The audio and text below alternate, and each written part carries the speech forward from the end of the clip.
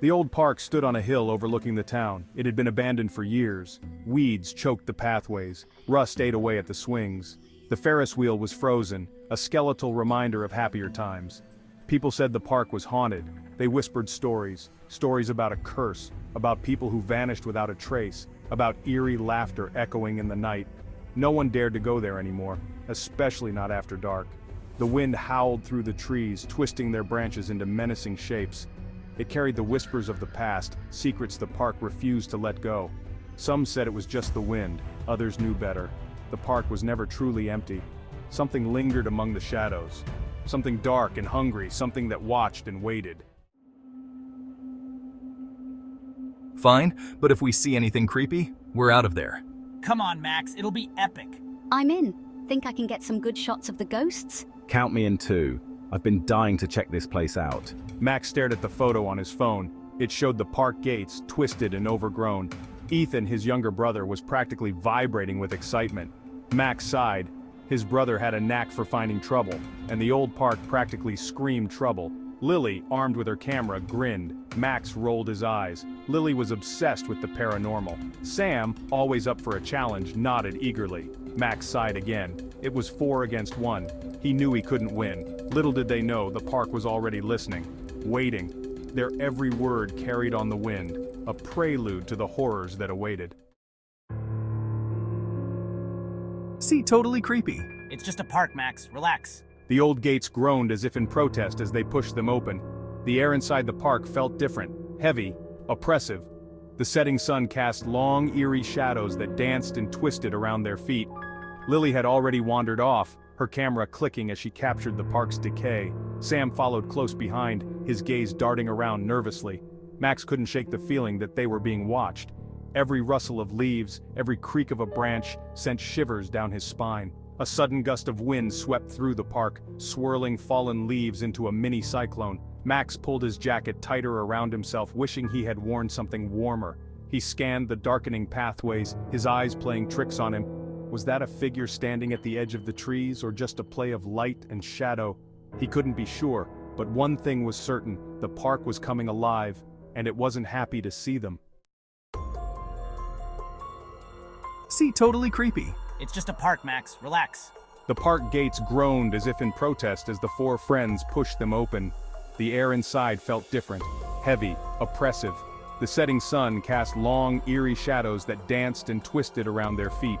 Lily had already wandered off, her camera clicking as she captured the park's decay. Sam followed close behind, his gaze darting around nervously. Max couldn't shake the feeling that they were being watched. Every rustle of leaves, every creak of a branch sent shivers down his spine. A sudden gust of wind swept through the park, swirling fallen leaves into a mini cyclone. Max pulled his jacket tighter around himself, wishing he had worn something warmer. He scanned the darkening pathways, his eyes playing tricks on him. Was that a figure standing at the edge of the trees, or just a play of light and shadow? He couldn't be sure, but one thing was certain: the park was coming alive, and it wasn't happy to see them. The deeper they ventured into the park, the more oppressive the atmosphere became. The air grew thick and heavy, making it difficult to breathe. The last rays of sunlight were swallowed by the encroaching darkness, leaving them in an eerie twilight. This is getting creepy even for me. They reached a fork in the path, overgrown with thorny vines. One path led deeper into the park, towards the looming silhouette of the Ferris wheel. The other disappeared into a dense grove of trees, their branches twisted into gnarled, grasping claws. Which way? Before anyone could answer, a blood-curdling scream pierced the air. It seemed to come from the grove of trees. Lily gasped, her camera clattering to the ground. What was that? Max's heart pounded against his ribs. He had a bad feeling about this. He just knew it. Something was horribly wrong. We have to see if someone's hurt. Sam insisted, his voice shaking slightly. He took a hesitant step toward the grove. Max grabbed his arm. Don't be stupid, Sam. It's probably just an animal. But even as he said the words, he felt a cold dread grip his heart. The scream had sounded too human, too full of terror. Lily, ever the photographer, had recovered her camera and was already edging towards the grove. Maybe we can help, she said, her voice uncharacteristically small. Ethan, torn between fear and curiosity, looked to his brother for guidance. Max sighed. He knew he couldn't talk them out of it. Not now. As they entered the grove, the last vestiges of light vanished. The trees seemed to press in on them, their branches intertwining overhead to form a suffocating canopy. The air grew colder, biting at their skin like icy needles. The smell of damp earth and decaying leaves filled their nostrils, thick and cloying. They had stumbled into a place of shadows, a place where the park's darkness coalesced and whispered. This was the shadow sector, a heart of secrets and fear. The darkness in the grove was almost complete. The friends stumbled blindly forward, their hands outstretched, their breaths catching in their throats. The silence was broken only by the sound of their own heartbeats, pounding like drums in their ears. Hello, is anyone there? Her only answer was the rustle of leaves and the creak of branches swaying in the wind. But then, Max saw it. A flicker of movement in the darkness ahead. A pair of eyes glowing faintly like embers in the night. He froze, his blood turning to ice in his veins. The eyes blinked, and for a fleeting moment he thought he saw the outline of a face. A pale, gaunt face with a cruel, mocking smile. Then it was gone, swallowed once more by the shadows. Did you see that? He whispered, his voice hoarse with terror. The others huddled closer, their faces pale in the faint moonlight that filtered through the trees. They had stumbled into something ancient and evil, something that wanted them gone. As they ventured deeper into the shadow sector, the air grew heavy with a strange energy. Whispers seemed to emanate from the trees themselves, whispering of forgotten tragedies and unspeakable horrors. The friends stumbled upon a clearing, bathed in an unnatural, ethereal glow. In the center stood a crumbling gazebo, its once graceful lines now twisted and overgrown. And there, etched into the stone floor, was a symbol, an intricate design of circles and lines pulsing with a faint, malevolent light. What is that? Ethan breathed, taking an involuntary step back. Sam, who had always been fascinated by the occult, felt a shiver run down his spine. He recognized the symbol from his research. It's a binding sigil. It's used to trap something. Lily, her photographer's instincts kicking in, raised her camera and snapped a picture. The flash illuminated the clearing for a brief moment, revealing a circle of spectral figures surrounding the gazebo. Their eyes, hollow and filled with an ancient sorrow, locked onto the group.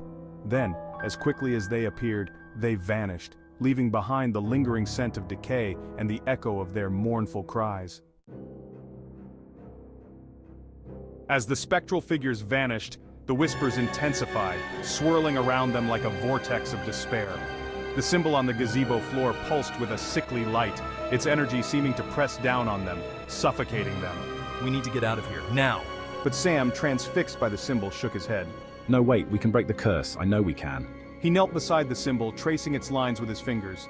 As he did so, the whispers grew louder, more insistent, as if urging him on. Lily, her initial fear giving way to a sense of morbid curiosity, watched him intently. Sam, get away from that. It's dangerous.